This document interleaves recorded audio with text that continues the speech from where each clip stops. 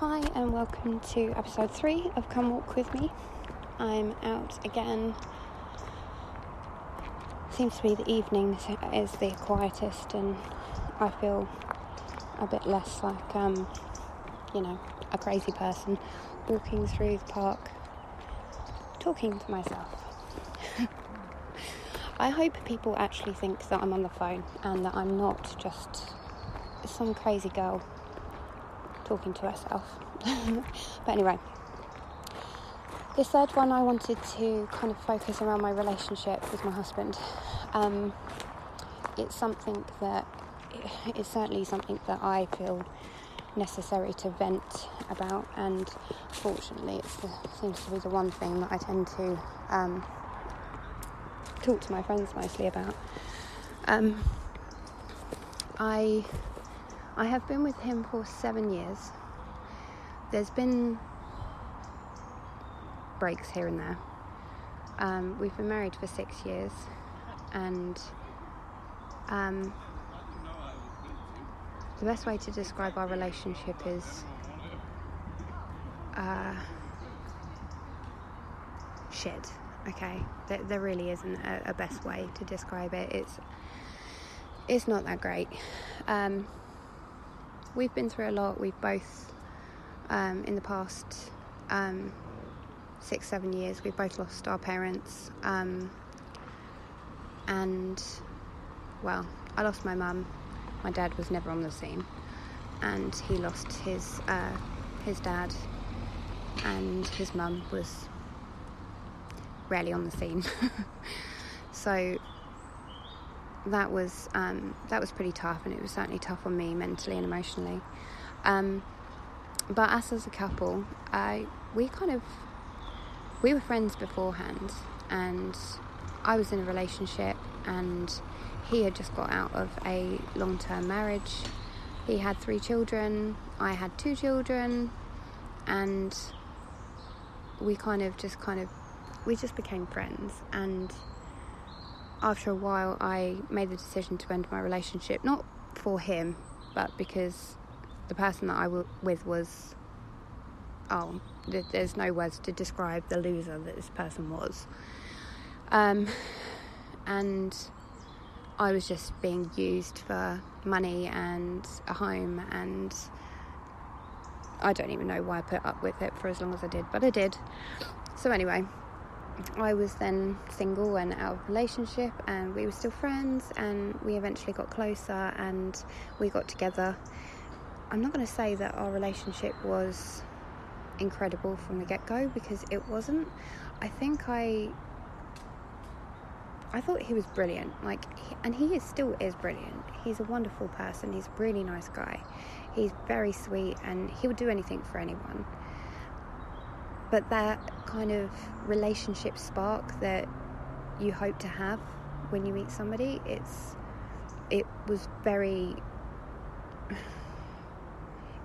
just wasn't there.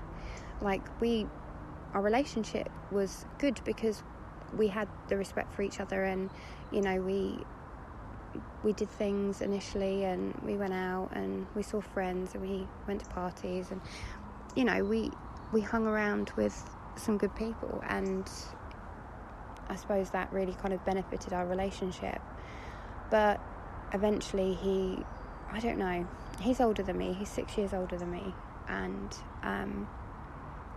I really don't think that helped very much. He'd lived his life, whereas I'm quite a young at heart person. I like to have fun. I like to do stupid shit.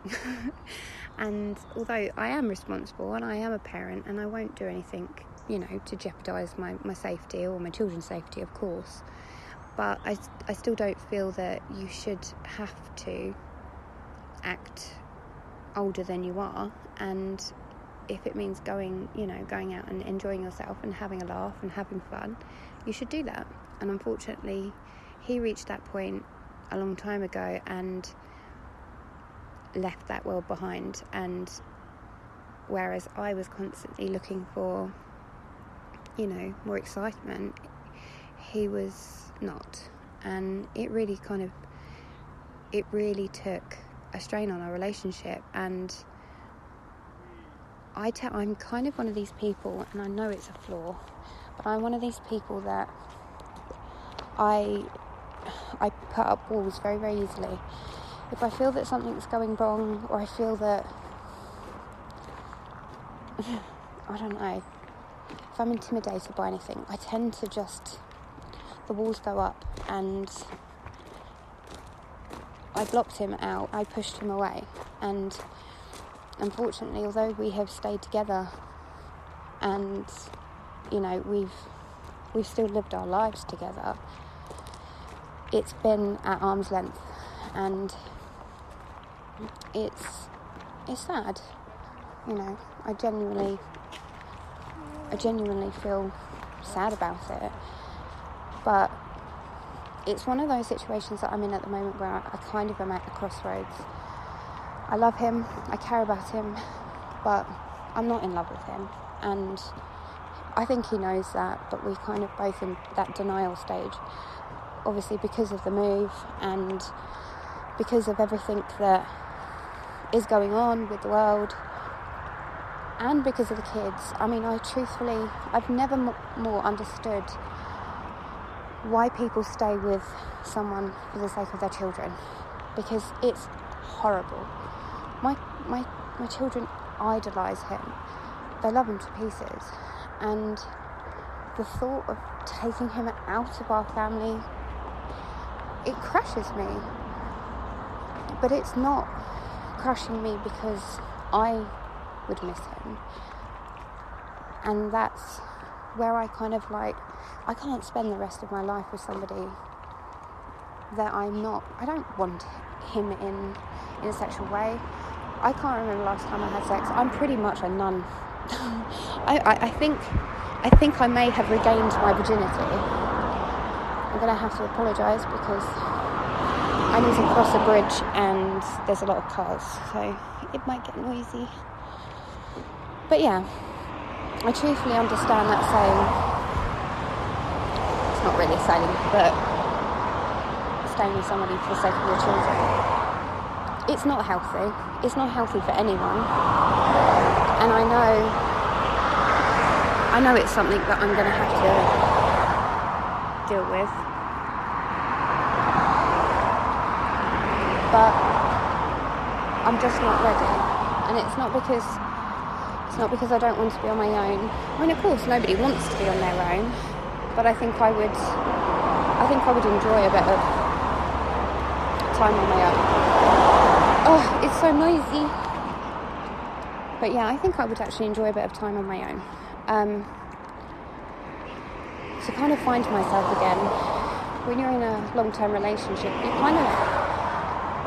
you mould yourself, and it's horrible because the person that I am now is not the person that I was when I met him.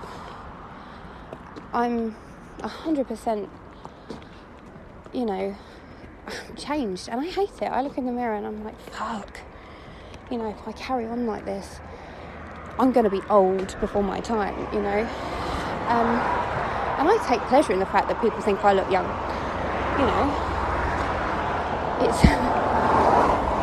It's one of the good genes that my parents gave me. So to think that my life could revolve around being this stay-at-home mum that doesn't do exciting things with either on her own or with her children. No, I couldn't bear that to be my life, to look back and go, yeah, this is how I chose to live.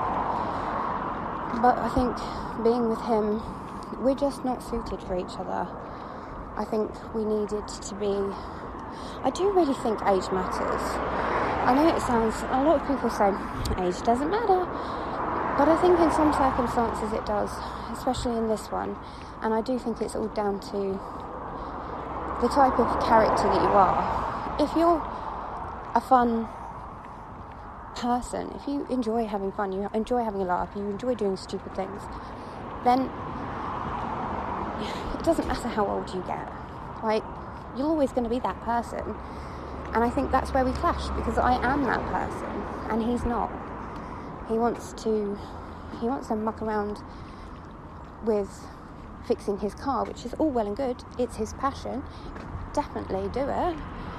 But that's not everything that life has to offer. So I just think that I need to accept at some point that the kindest thing to do would be to go our separate ways and kind of try and rebuild myself and maybe, find someone in the future that is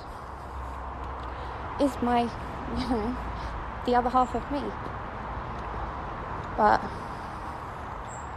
I tell you what though, fucking miss sex.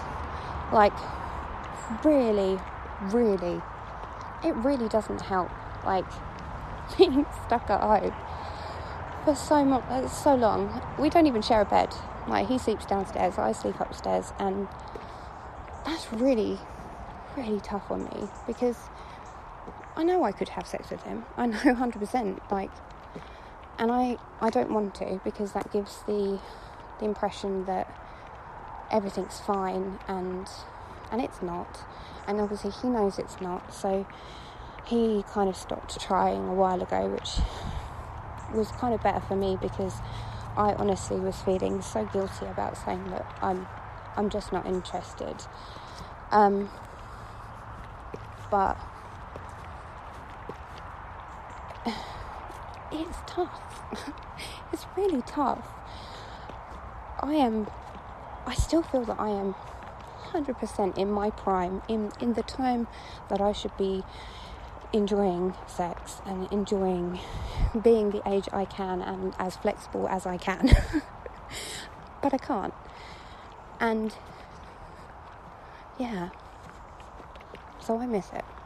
And I'm jealous of all you people that are having hot, passionate, raunchy sex whilst I am not.